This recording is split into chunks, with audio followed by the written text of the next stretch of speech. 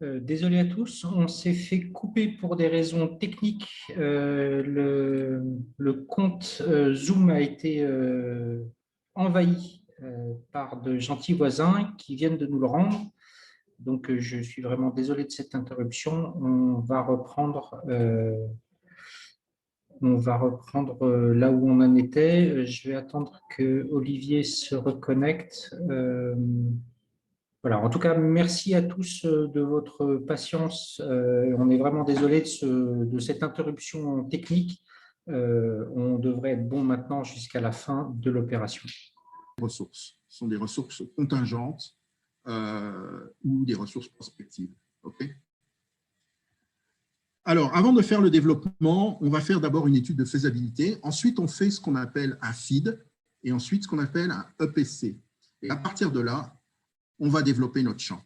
Le FEED, c'est une étude préalable, c'est une étude d'ingénierie de base qui vise à voir quels seront les besoins techniques, quels seront les coûts. C'est réalisé à l'étranger. Par exemple, pour le champ de Sangomar, ça a été fait par Modec, c'est une société japonaise, Modec. Et il y a plusieurs contrats pour le FEED. Il y a un contrat pour les BOP, pour le FPSO, enfin le navire qui va servir à collecter le pétrole. Il y a différents contrats pour le FEED en général.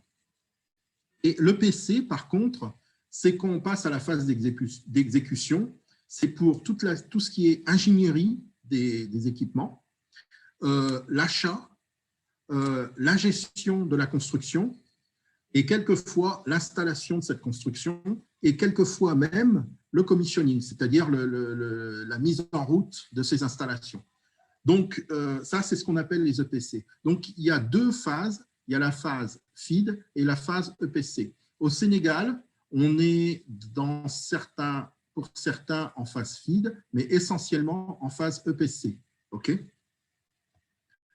Donc, la phase de développement, la première chose qu'on va faire, on va évaluer notre découverte. On va évaluer les réserves, on va simuler la production, on va ensuite passer au développement si c'est économiquement profitable pour tous les parties. C'est économiquement profitable aux opérateurs, aux associés et au gouvernement. Et à partir de là, on va déclarer que le prospect, il est commercial et dans ce cas-là, ça devient un champ. Alors ça, c'est par exemple une simulation d'un champ. Je suis assez fier d'être représentant local pour cette société qui fait les simulations de champs avec un logiciel extrêmement complexe. Donc, ça, c'est une simulation d'un champ que j'ai fait. C'est pas au Sénégal, mais je l'ai fait au Sénégal également, une simulation de champ pour un champ au Sénégal. Alors, quand on va développer, on a trois challenge d'un point de vue logistique.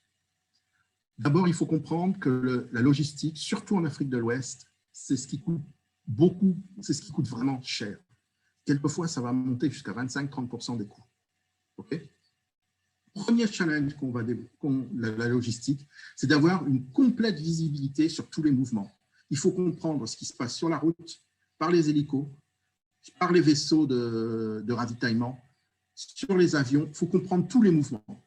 Il faut savoir à n'importe quel moment où sont les objets qu'on a commandés, où sont nos hommes également. Il faut aussi avoir une coordination entre les différents contracteurs, parce que sur une opération de forage, de développement, c'est plus de 20 contracteurs. Une opération de développement d'un champ, c'est souvent quelquefois jusqu'à une centaine de contracteurs. Et il faut comprendre que tout le monde est connecté. Et donc, comme tout le monde est connecté, s'il y en a un qui se loupe, eh ben, tout va prendre, ça va devenir compliqué. Okay. Ça va vous expliquer pourquoi, ce que je vais vous expliquer par la suite, pourquoi on met tant de contraintes sur les contracteurs locaux. Et surtout, il y a une chose qui est très importante, c'est comment ne pas dépenser trop quand on a beaucoup d'argent. Ben oui, parce que vous voyez, ça c'est un contracteur, c'est une société qui travaille au Sénégal qui m'a dit ça. Ils veulent rester cost-effective despite a lot of money. Okay? Donc, quand on a beaucoup d'argent, on a tendance à ne pas trop regarder sur la dépense, bien que maintenant, avec la crise, les sociétés pétrolières, elles ont un peu serré la vis. Il faut toujours regarder à ne pas dépenser trop d'argent. Okay? Et ça, ils y regardent. Alors, pour vous, quoi faire? D'abord, les équipes vont se muscler, il va y avoir des recrutements locaux. Donc, pour les sociétés qui fournissent du personnel, pour tout ce qui est personnel administratif, par exemple, il va y avoir des opportunités. Et au niveau du personnel technique, il y aura quelques opportunités qui se présenteront. Les sociétés de services seront présentes également. Donc, même chose, il y aura besoin de personnel locaux et il va y avoir beaucoup plus de personnes qui seront sur place. Et il va y avoir des gros appels d'offres. Alors, pour ça, pour les gros appels d'offres, je vous conseille de vous connecter sur une société qui s'occupe en fait de développer le contenu local en Afrique, qui s'appelle Invest in Africa. Et ils sont en partenariat avec Woodside, ils sont en partenariat avec Halliburton, ils sont en partenariat avec Baker, ils sont en partenariat avec BP et Cosmos pour mettre en ligne tous les appels d'offres qu'il y a sur le Sénégal. Okay? Et si vous êtes enregistré à Invest in Africa, vous allez pouvoir vous connecter sur ce site et vous aurez tous les appels d'offres qui arrivent. Okay? Et là, ça va être intéressant parce que vous allez avoir des appels d'offres. Bon, vous vous dire, qu'est-ce que je ne peux pas le faire, mais il y en a d'autres que vous pourrez faire. Dernièrement, excusez-moi, il y a quelques années, je crois que c'était il y a 1 an ou 2 ans, 1 an et demi, il y a eu un appel d'offres pour des ROV, c'est-à-dire c'est des véhicules des véhicules sous-marins contrôlés pour faire des inspections sous-marines. Cet appel d'offres, il demandait s'il y avait une société locale qui pouvait fournir des ROV. Pas forcément fournir les ROV, mais avoir un partenariat avec une société à l'étranger et représenter cette société à l'étranger pour fournir des ROV. Il n'y a pas eu de réponse. Donc, ils ont été obligés de prendre une société directement à l'étranger.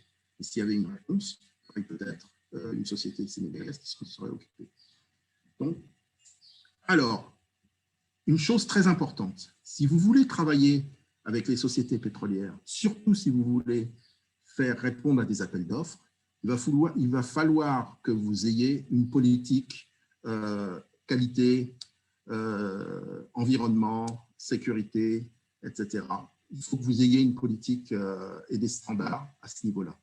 Il faut que vous suiviez un minimum tout ce qui est anticorruption. Quand je dis un minimum, c'est un maximum. Et dans certains cas, on va même vous demander de suivre certaines normes qualité, des normes ISO, etc., si vous voulez participer à certains appels d'offres. Invest in Africa, ils vont vous aider à vous développer dans ce domaine-là. Donc, je vous conseille très, très fortement de contacter ces gens-là, d'aller sur leur site, etc. Vous tapez Invest in Africa Sénégal sur Google et vous allez trouver, le site s'appelle Apps Africa ou Apps Invest, j'ai oublié le nom du site, et vous allez sur leur site et vous aurez toutes les informations possibles. Okay. Alors, en plus de ce qu'on peut faire dans l'exploration, qu'est-ce qu'on peut faire quand on passe à la phase de développement? Il va y avoir beaucoup de puits qui vont être forés. Et pour forer les puits, il faut des fluides de forage. Pour créer des fluides de forage, il faut des produits chimiques. Ces produits chimiques, ce sont des argiles, de la bentonite, ce sont du sel, ce sont du chlorure de calcium, ce sont du guar, de la barite, etc., etc. Ce sont des produits qu'on produit de temps en temps au Sénégal, pour le sel par exemple, mais dans la plupart du temps, on ne produit pas ces produits-là, on n'a pas ces produits-là au Sénégal. On est obligé de passer par des sociétés qui sont dans d'autres pays. Je vous conseille de regarder à ce niveau-là des produits chimiques. Dernièrement, il y avait un appel d'offres par Halliburton pour justement fournir ces produits chimiques des fluides de forage. Okay. Donc, c'est quelque chose qui peut générer un revenu très important. Ensuite, il y a les ateliers mécaniques pour refilter, faire du refiltage de tiges, etc., etc. Il y a la marine, les bateaux. Ensuite, sur le site, il va y avoir besoin d'ingénieurs. Ils vont recruter des géologues locaux, des foreurs, des géophysiciens, des ingénieurs réservoirs, etc. C'est essentiellement pour les sociétés opératrices, mais les sociétés de services, ils vont devoir recruter aussi des ingénieurs locaux. Donc, ça peut être intéressant pour vous. Ensuite, il va y avoir le personnel administratif. Il y a la liaison VISAT, une liaison satellite. Là, ça va être plus difficile parce qu'en général, il y a des grosses boîtes internationales qui ont déjà un contrat là-dessus. Ils vont peut-être avoir besoin de laboratoires pour faire des analyses chimiques. Location de véhicules industriels, des camions, des forklifts, des grues, etc., etc. Tout ce qui est peinture, soudure, sablage, tout ça, ça va être, c'est aussi important. Le support informatique, du matériel de bureau, la restauration collective. Alors, restauration collective, comme je l'ai expliqué dans les bureaux, mais restauration et collectif, ces gens-là, les sociétés pétrolières, là, elles vont avoir en général dans leurs locaux un petit bar, une petite cantine, un truc comme ça. Vous pouvez très bien aller à ce niveau-là et puis proposer vos services à ce niveau-là. Le gardiennage des bureaux, l'entretien des locaux et le tourisme. Le tourisme. Vous voyez, les sociétés pétrolières qui travaillent à l'étranger, bon, il y a des pays où on ne peut pas sortir, où on ne peut plus sortir. Par exemple, quand je suis arrivé au Nigeria, bon, moi, je faisais des tours partout. J'étais dans le nord du Nigeria, je me suis baladé dans des endroits complètement paumés en brousse, etc. C'était génial, mais maintenant, bon, je ne le ferai jamais. Hein, je ne suis pas fou. Je n'ai pas envie de me faire kidnapper ou de me faire trucider. Mais des sociétés pétrolières qui sont au Cameroun, eh ben, il y a beaucoup de gens qui font des tours, des gens qui sont au Gabon, c'est la même chose, ils se baladent un petit peu. Eh ben, au Sénégal, du point de vue tourisme, c'est 10 fois le Cameroun, 10 fois le Gabon. Vous avez tellement d'opportunités au Sénégal. Donc là, il y a un truc à prendre, il y a un marché à prendre, proposer des tours de tourisme, proposer des packages pour les sociétés pétrolières. Au lieu que l'ingénieur il retourne se morfondre en confinement à Paris, ou à Londres, autant qu'il fasse venir plutôt sa femme au Sénégal et puis qu'il aille sur Sinsaloum ou bien en Casamance à Cap Skirring qui s'amuse. C'est plus logique. Et puis tout le monde en profitera. L'économie du Sénégal, l'ingénieur il sera plus content et puis sa femme elle sera contente. Tout le monde est content. Le tourisme. Alors, maintenant, on passe à la production. On grossit, maintenant on produit. Ça veut dire qu'on génère du revenu. Okay, et on passe d'un cash flow négatif à un cash flow positif. Là, ça commence à devenir intéressant. Ça devient franchement intéressant. L'ingénieur production, les productions, ça veut dire la conception des installations de surface et sous-marine, ça veut dire la surveillance de la production, ça veut dire la maintenance de ces installations. C'est les trois choses que les ingénieurs vont faire. Donc, ça veut dire que dans un département de production, il va y avoir la personne qui s'occupe de la HSI, ou SHE, ça dépend des pays et des sociétés. Il y a l'ingénieur qui s'occupe des performances de puits. Il y a les ingénieurs qui s'occupent des installations de surface. Et ensuite, il y a les gens des opérations qui sont sur différents sites et qui suivent les opérations avec des techniciens sur les sites qui regardent les opérations. Et enfin, il y a la comptabilité des hydrocarbures. Je ne vais pas venir là-dedans parce que c'est très compliqué. Mais c'est les gens qui regardent combien de pétrole ou de gaz a été produit et qui font les rapports journaliers. C'est un merdier, ça, c'est très compliqué. Dans le cas de Sangomar, ça va ressembler à ça. Vous aurez en phase de production, on aura ce qu'on appelle un FPSO, c'est une sorte de gros tanker. Okay. On a ensuite un touret. Okay. Le touret, en fait, c'est une... je vais vous expliquer après ce que c'est.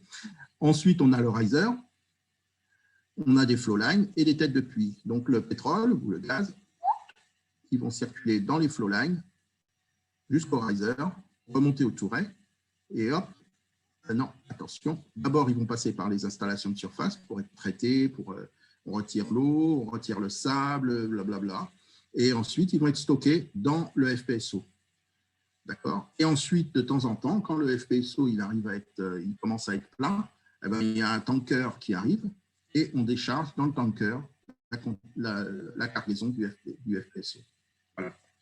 Dans le cas de Sangomar, au bout d'un certain temps, il va y avoir un pipeline qui va partir de là et qui va aller jusqu'à terre. Je ne sais pas où il ira, si ça sera sur Dakar ou sud de Dakar, je n'ai aucune idée. Mais il y aura un pipeline qui ira jusqu'à terre avec le gaz et qui permettra de faire peut-être des centrales à gaz, etc. Okay. Donc, c'est à ça que ça ressemble. Un FPSO, c'est un navire de production dans lequel on va stocker, on va d'abord traiter et ensuite stocker les hydrocarbures avant de les transférer dans un tanker. Je pars des hydrocarbures liquides. Pour le gaz, on traite les hydrocarbures sur le FPSO, c'est-à-dire le mélange de gaz et un petit peu de pétrole, et ensuite, le gaz est envoyé quelque part d'autre. On peut avoir un FPSO neuf, ou bien on peut prendre la coque d'un tanker, la remettre à jour et obtenir un FPSO. C'est ce qui est fait avec ce qui va être le FPSO qui va être mis pour le champ de Sangomar. Okay. C'est un tanker qui a été remis à jour. Donc, les têtes de puits, on a une tête de puits, c'est ce qui relie le puits au fond marin. Okay.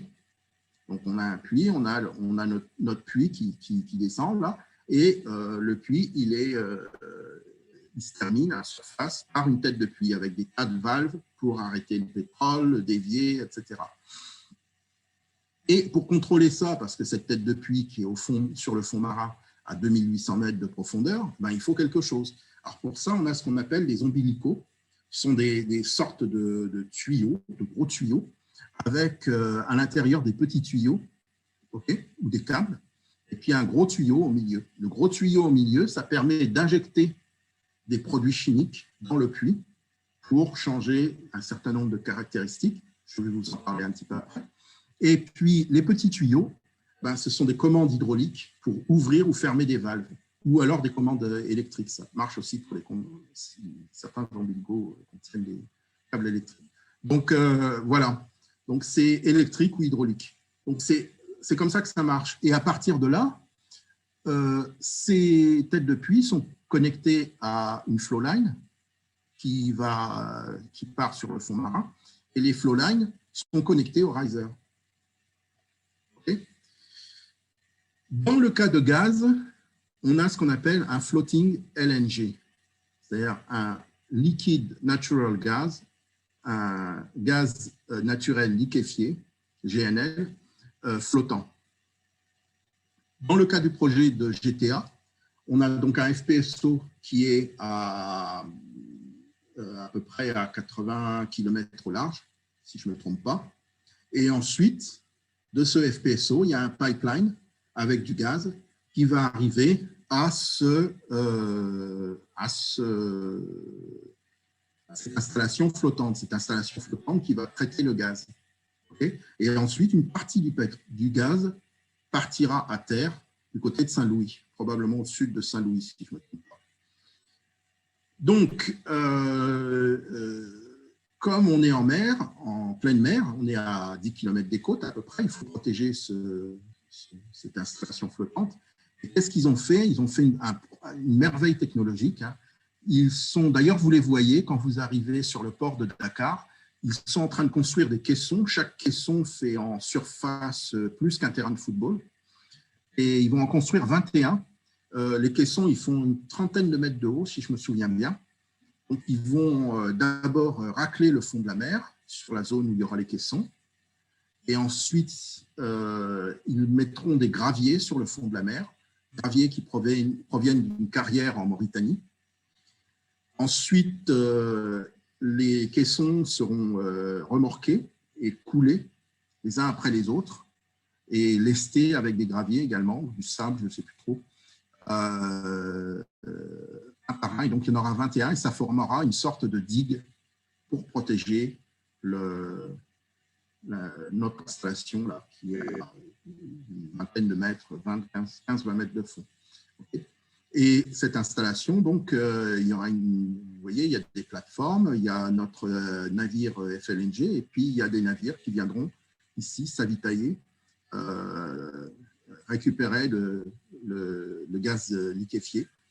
Donc, sur notre, ce qu'on appelle le FLNG, il y aura une unité qui va traiter le gaz, retirer l'eau, etc., compresser ce gaz et ensuite cryogéniser ce gaz, c'est-à-dire le mettre à très basse température pour qu'il devienne liquide.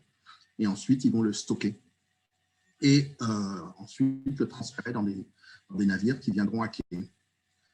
Alors, pour toutes les installations, quelles qu'elles soient, il va falloir, il y a différents composants dont on aura besoin. On aura besoin de ce qu'on appelle des séparateurs qui permettent de séparer l'eau du pétrole et du gaz.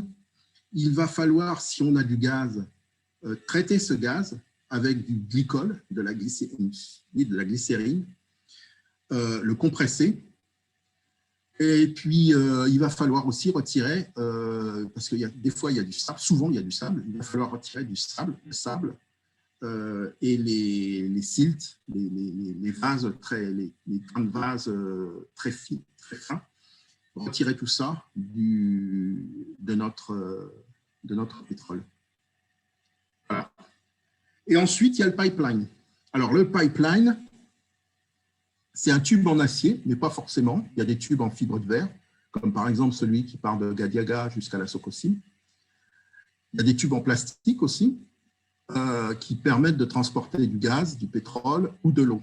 Ce sont des tubes qui font un diamètre de 4 à 40 pouces de diamètre, donc entre 10 et 1,10 m de diamètre, et qu'on soude les uns aux autres. Okay. À l'intérieur de ce tube, on va mettre un revêtement en époxy pour éviter les frottements.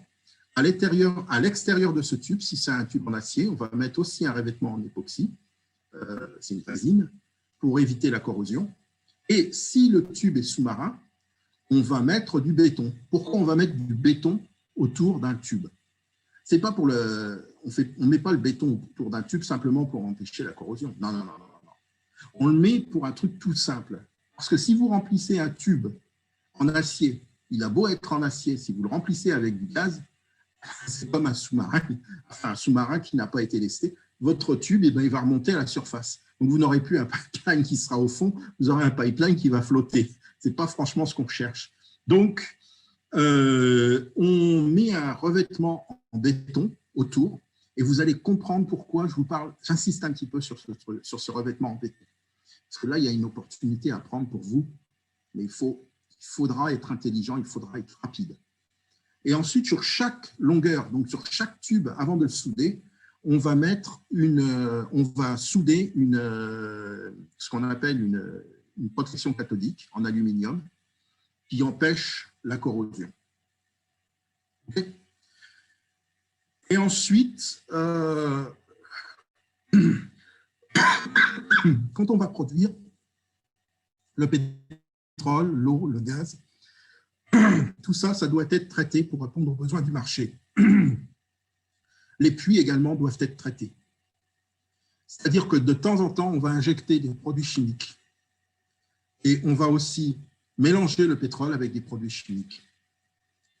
Les dosages de ce traitement, les fréquences de traitement, c'est les ingénieurs qui vont déterminer ça et les chimistes.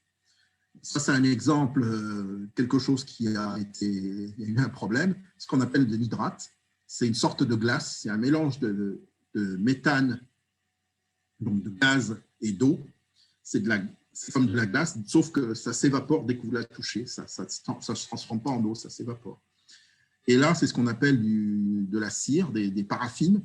C'est l'huile, le pétrole devient carrément visqueuse, carrément solide et il bloque tout. Okay, ce sont des dépôts qui se passent. Donc ça, c'est tous les types de produits chimiques dont on a besoin. Okay, certains, on n'en aura pas besoin au Sénégal, comme par exemple les réparateurs d'hydrogène sulfuré, où normalement on n'en aura pas besoin, mais il y a des tas de produits chimiques dont on aura besoin. Et puis en plus, tout ça, c'est que le début. Après, il y aura des opérations de maintenance. Il y aura des opérations de maintenance sur les têtes de puits. Il y aura des opérations de maintenance sur les puits. Il y aura des opérations de maintenance sur le touret du FPSO, sur les installations de surface, sur les pipelines. On fera du pigging. Le pigging consiste à introduire une sorte de racleur, comme ça, et ensuite de le pomper pour qu'il nettoie l'intérieur du pipeline. Okay, pour nettoyer l'intérieur du pipeline. Et on fait ça tous les ans, tous les 2 ans, ça dépend du type de fluide qu'on transporte. Alors, où vous pourrez intervenir? D'abord, pour les techniciens, pour les terminaux de production. Ensuite, pour le support informatique, pour tout ce qui est SCADA et DCS, mais aussi pour le support informatique, pour tout ce qui est système d'alarme et d'incendie. Parce que le gaz qui vient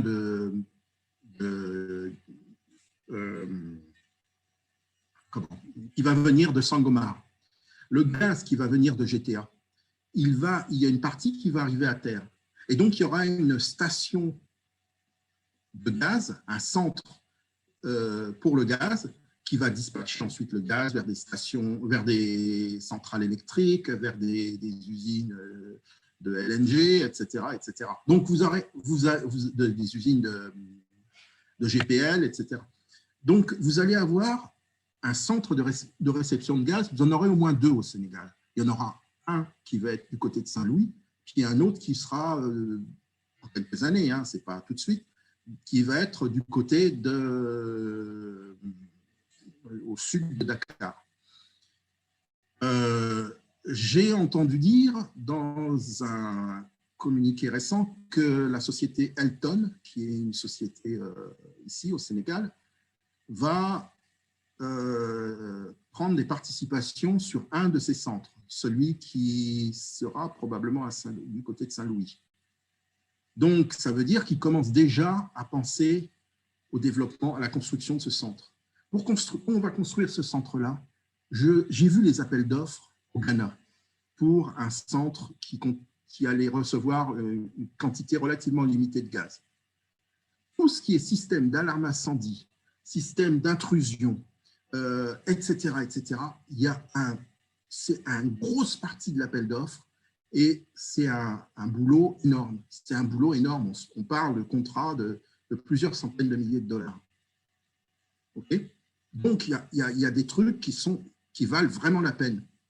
Il y a tout le génie civil pour construire ce centre de réception du pétrole. Il y a les bâtiments, le nettoyage, etc. Maintenant, quand on va produire le gaz à GTA, ce qui va se passer, c'est que le gaz contient toujours un petit peu d'eau. Et si vous envoyez du gaz avec de l'eau, ça ne va pas du tout. Il faut qu'il y ait pratiquement 0% d'eau dans votre gaz. Donc, on va le déshydrater, ce gaz-là. Et pour déshydrater le gaz, on le fait passer dans de la glycérine.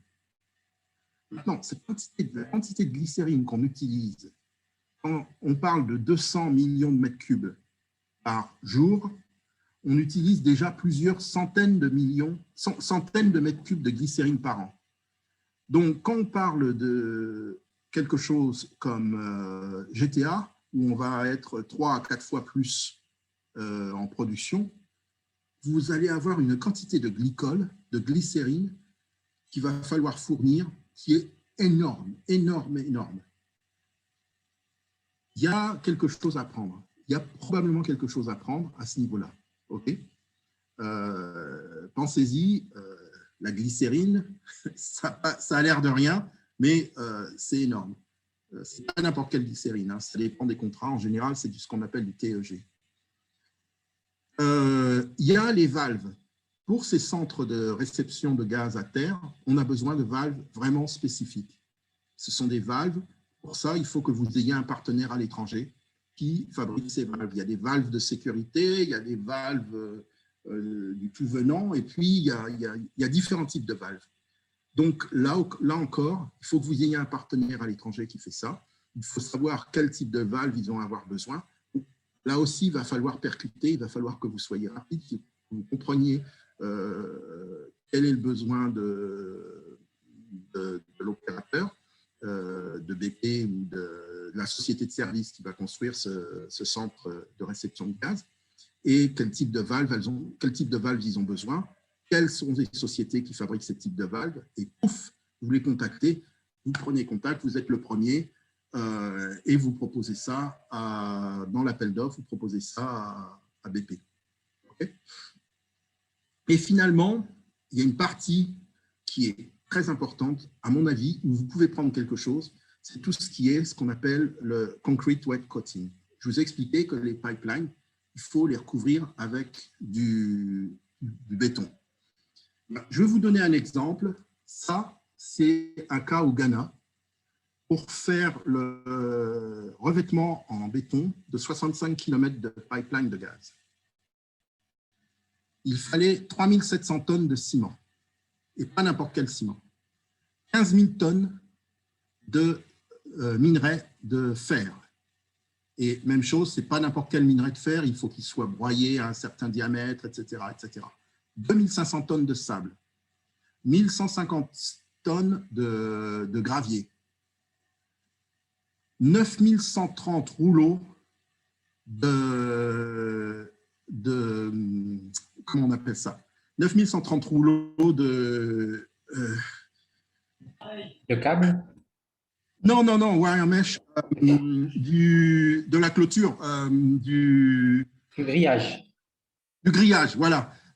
9130 rouleaux de grillage. 150 000 mètres carrés de film polyéthylène, 450 microns d'épaisseur. 150 000 mètres carrés. OK. Ensuite, les anodes qu'on va souder. Ensuite, ici, on a le nombre de personnes dont on a besoin pour faire toute cette opération. Les générateurs. Il faut bien entendu un puits pour faire le mixing du ciment. Les camions, les crues, les forklifts, enfin le forklift, les camions bennes, le gros forklift. Non, ça c'est le petit forklift. Et en général, je pense que, alors là je ne suis pas sûr, je ne sais pas si c'est 600 litres, non ça ne peut pas être 600 litres, c'est 600 mètres cubes de diesel. OK. Voilà. Donc ça, c'est pour 65 km de pipeline. Maintenant, avec GTA, on parle de 80 km de pipeline et ensuite 8 km de pipeline pour aller du terminal FLNG jusqu'à la côte. Et ensuite, pour Sangomar, ça dépendra où ça ira, mais ça sera, à mon avis, entre 80 et 120 km de pipeline. Donc, à peu près l'équivalent. Vous allez avoir 200 km de pipeline, trois fois ça. Donc, imaginez 3 fois ça pour tout ce qui est concrete weight coating. Alors, il y a des sociétés qui vont vous dire, bon, c'est pas grave, nous, ce qu'on va faire, c'est qu'on peut faire ça et transporter les pipelines avec le revêtement. Seulement, si vous transportez les pipelines avec déjà le revêtement, un pipeline qui se trouve à 1500 mètres de profondeur, ben, il lui faut au minimum 10 cm de ciment. Donc, vous comprenez que de chaque côté, ça fait 10 cm, 10 cm. Donc, vous prenez 20 cm. Donc, quand vous ajoutez ça dans l'encombrement, ça fait un encombrement énorme dans le cargo. Et c'est beaucoup plus lourd. Donc, vous allez payer beaucoup plus. Donc, si on peut le faire sur place, ça fait des frais de logistique qui diminuent beaucoup. Donc ça, vous avez une opportunité là, c'est énorme. Le concrete white coating, il y a une opportunité sur le Sénégal, à mon avis. Les gens qui vont pas le faire, les gens qui vont le faire, ils vont pas le regretter. Okay. Une opération sur 65 km de pipeline, ça coûte à peu de okay. Voilà. Alors, on s'arrête là. Je ne vais pas aller plus loin. Il y aurait tellement à dire. Il y en a tellement de choses, d'opportunités et tout ça. Mais j'essaie, ce que je voulais vous donner là, c'est un peu la base des choses. Il y aura besoin de beaucoup de sous-traitants, mais surtout en phase de production. Je vous conseille, si vous voulez rentrer dans ce domaine-là, de muscler vos certifications, vos standards, vos normes, etc. Négligez pas la technique. Si vous arrivez simplement en parlant vous n'allez pas être pris au sérieux. Donc, ne négligez pas la technique. Bon, c'est sûr que vous n'avez pas besoin de connaître les techniques de forage en bout à l'huile si vous vendez des snacks dans les bureaux. Mais vous aurez besoin de savoir en quelle phase on en est, quelle phase tel opérateur en est, pour savoir si ça vaut la peine de le contacter ou pas, pour savoir s'il y a du monde ou pas. Prenez des partenaires à l'étranger, n'hésitez pas, mais réfléchissez à qui vous voulez prendre et soyez créatifs. Moi, ce que je vous donne des briques. Maintenant, c'est à vous de construire à partir de là. Il y a une société au Nigeria, ils ont, au lieu ils ont commencé à faire de la logistique au niveau du port. Un port pétrolier à côté de Port-Harcourt qui s'appelle Oni. Donc, ils faisaient de la logistique. Bon, ils avaient du fric derrière. Ils avaient le vice-président du Nigeria aussi derrière, blabla. Il y avait l'émir de Kano. Mais bon, c'était une boîte au début. Ils ont pratiquement été en banqueroute à un moment. Hein. Et puis ces gens-là, ils se sont dit, tant qu'à faire la logistique, les gens qui arrivent là, de temps en temps, on les loge dans un camp qui servait à l'origine aux personnes des autorités portuaires du Nigeria, qui nous ont sous-loué le camp pour nos ingénieurs et pour nos logisticiens. Et nous, on met des clients dans ce camp-là. Mais si on développait ce camp-là, ils ont commencé à développer ce camp-là, et puis ils en ont développé un autre, où ils ont logé des ingénieurs. Dans ce camp-là, ils ont mis des piscines, ils ont mis des supermarchés, il y a des salles de gym, il y a des maisons, vous arrivez dans la maison, tout est fourni, vous n'avez rien à amener, sauf vos vêtements. Vous avez des draps, vous avez des serviettes, c'est comme si vous alliez dans un hôtel. Et sauf que c'est des maisons. Et vous êtes là-dedans, des maisons clean, vous avez des femmes de ménage qui s'occupent de tenir la maison clean, vous avez la sécurité, etc. Donc, ils sont partis sur un concept de base, et puis ils ont étendu à partir de ce concept de base. Bon, ils avaient beaucoup d'argent, ils avaient des supports politiques très importants, etc. Mais il y avait de la créativité, ils n'étaient pas bêtes. Ils ont fait quelque chose qui n'était pas bête. Après, bon, il y a les prix qu'ils ont chargés, et ça c'est une autre affaire. J'ai dit que je ne rentrais pas dans la politique. Mais bon, voilà. Donc, il y a toujours la possibilité, si vous êtes une PME, pensez, soit vous allez faire la petite baraque là, Lego, soit vous allez faire la maison dans les arbres Lego. Pensez, vous avez des briques, je vous ai donné des briques, je vous ai donné ce qui pouvait être fait, à quel moment on pouvait faire, quels étaient les besoins un peu des sociétés, comment vous pourriez combler ces besoins. Maintenant, c'est à vous de prendre les devants et de chercher un peu ce qui peut être fait. Voilà. Écoutez, je conclue comme ça. Je vous remercie. Maintenant, si vous avez des questions, allez-y. Merci beaucoup, Olivier. On ne va pas prendre beaucoup de questions parce qu'on est déjà quasiment à la marque des 2 heures. mais il y a une question qui m'a été transmise dans l'oreillette plusieurs fois, pour le Sénégal en particulier. Qui sont ces sociétés qui ont signé des contrats ou qui vont signer des contrats? Est-ce que vous pouvez nous lâcher quelques noms d'entreprises Bien qu'on peut entendu, d'ores et c'est pas du tout. déjà contacter? Bien entendu. Parmi les opérateurs, on a Woodside, on a BP, BP Cosmos, on a Total. Total, ils n'ont pas encore fait de découverte, ils en sont vraiment en phase d'exploration au début. On va avoir CNO aussi, qui est en phase d'exploration, qui est une société chinoise qui va à Forêt dans la zone entre la Guinée-Bissau et le Sénégal. On va avoir Oryx, qui dans la même zone, qui va à Forêt, mais ils en sont tout au début. Donc, dans les opérateurs qui sont là, on a essentiellement BP et Woodside. Et maintenant, parmi les sociétés de services, on a tous les grands. On a donc Schlumberger, qui sont en nombre très restreint. Ils ne sont pas très nombreux, Schlumberger, mais on a Baker, on a Halliburton. On a également les sociétés comme Technip, les sociétés comme Yamodec, Saipem et Fage travaillent sur les constructions des blocs. On va avoir, comment il s'appelle, Golar aussi qui va venir. Bon, voilà. Il y a beaucoup de sociétés qui sont impliquées, notamment sur le contrat de BP en ce moment, pour la construction des blocs, les grues, etc. Mais il va y en avoir d'autres qui viendront pour